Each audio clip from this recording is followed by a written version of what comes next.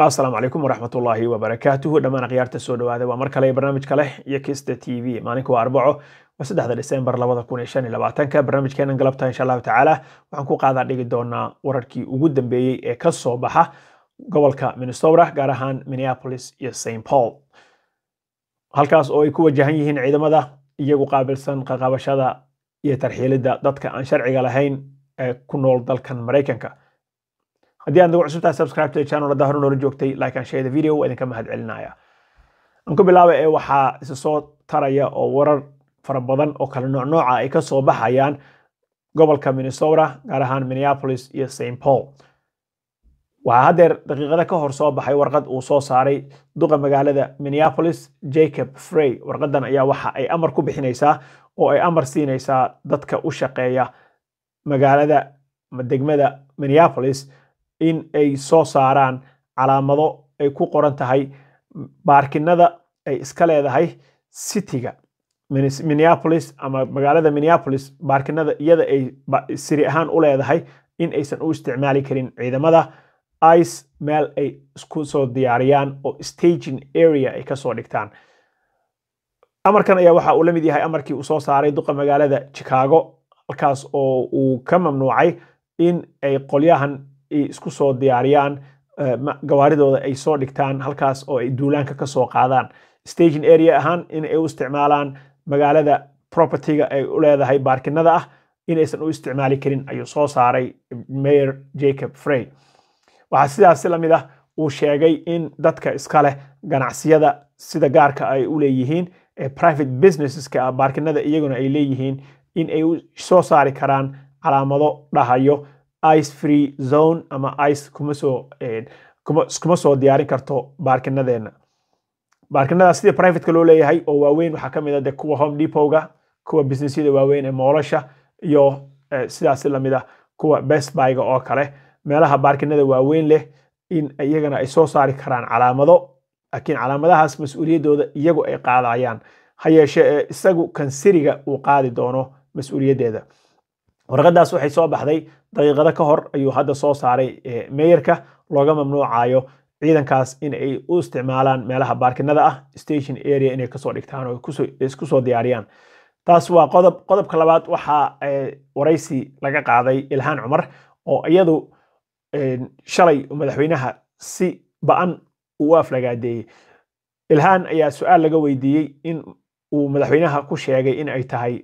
qashin garbage ereygaas buu isticmaalay madaxweynaha. maxaad ka leedahay markii la yiri ayaa waxa ay sheegtay Ilhaan in uu madaxweynaha isku dayayo in uu dadka ka weeciyo indhahooda arrimaha uu ku guul dareystay oo ay ka mid tahay bay tiri canshuurihii tariifka ahaa ka mid tahay bay tiri arrimaha soo galootiga oo dadka sida uu rabay aan intii loo xirxiro aan loo tarxiilaynin oo maxkamadihii ay caqabad ku noqdeen bay tiri. sidoo kale waxa ay tiri waxa madaxweynaha uu rabaa inuu indhaha dadka Ameerikaanka ah ka jeediyo arrinka ku saabsan fileska la sheegay in ay la soo socdaan oo baarlamaanka Mareykanka iyo aqalka sare madaxweynahana uu saxiixay Epstein files in uu rabo in dadka Ameerikaanka indhahooda inuu ka jeediyo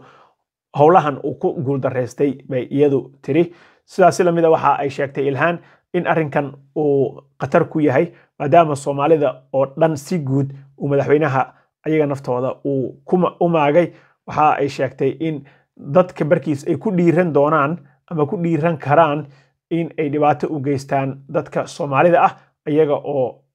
kaliya Soomaali inay yihiin ku maagayo bay tiri. waxaa sidaas la mid ah ay isticmaashay erayo adag oo ay ka mid yihiin in xenophobic ereyga la yiraahdo oo qaxootiga ka cabsashadiisa iyo soo galootiga. waxaa sidaas la mid ah ay sheegtay dadka Islamophobic iyo waxyaabahaas bay isticmaashay oo dadka islaamka in laga cabsado in soo galootiga laga cabsado in madowga laga cabsado waxaas bay ku soo dardartay oo xawaaji uga dhigtay. laakiin arrinka muhiimka ah wuxuu ahaa in ay madaxweynaha ay ku sheegtay howlihii uu ku feel garoobay oo wax ka qaban waaye in uu rabo in uu ka dhigto arrinkan ku weeciyo Soomaalida iyo Ilhaan Cumar. hadalkaas sidaas ayay u dhigtay. qodobka kale waxaa hadlay isna Jamaal Cusmaan oo ah city council ku nool magaalada Minneapolis matalana oo kamid ah city councilka magaalada Minneapolis waxa uu sheegay in boqolkiiba 99 dadka Soomaalida ah oo ku nool Minneapolis iyo aageeda iyo Minnesota ay sharci haystaan sharcigaas oo ah waliba sharciga weyn oo citizenship-ka ah dhalasho ay haystaan Mareykan kuwa aan haysan green card ay haystaan kuwa haysan ay haystaan I-94 soo qof sharci la'aan ah uusan joogin dadka sharciga sugaayo oo I-94 iyo waxaan aan haysan wali in ay yihiin dad yar oo hataa 1,000 qof aan gaaraynin dhowr boqol oo qof baa uu ku sheegay marka arrinkaas isaga ah waxa kale oo uu sheegay 99 kaas boqolkiiba in boqolkiiba 50 ay yihiin kuwa halkan ku dhashay oo reer Mareykan ah iyaguna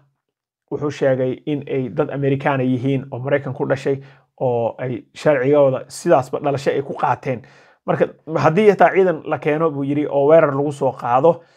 wax ka faa'iidayaan oo fara badan oo dad fara badan oo hadda intay qabtaan ay tarxiil hayaan oo Soomaali ah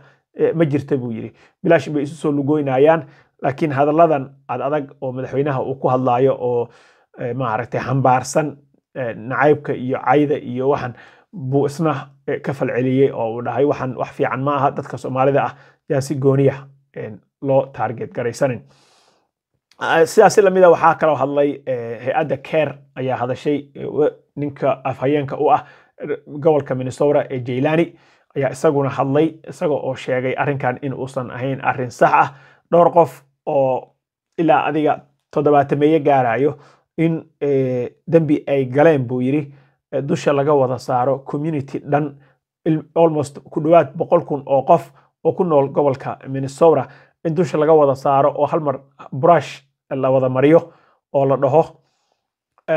dadkaas ayaa waxan ka dambeeyay waa qalad buu yiri saas lamida waxa uu sheegay in Minneapolis aysan ahaan karin meel dadka lagu cabsi geliyo iyo operation noocan ah in laga fuliyo oo dadkii degana la argagax geliyo waxa sidaas si lamida asna hadlay nin la yiraahdo Cabdiraxmaan Cabdi Muuse oo ah ku xigeenka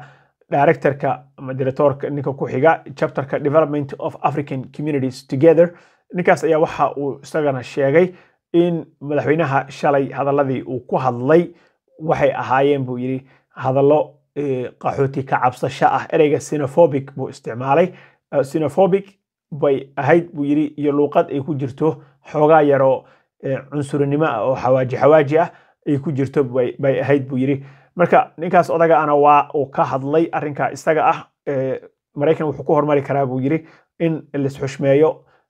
togetherness lislana socdo maadaama African communities together uu ka socday togetherness-kii buu isticmaalay wadajirka baa wax lagu yahay ayuu isagana yiri laakiin arrinkaas isaga ah waa arrin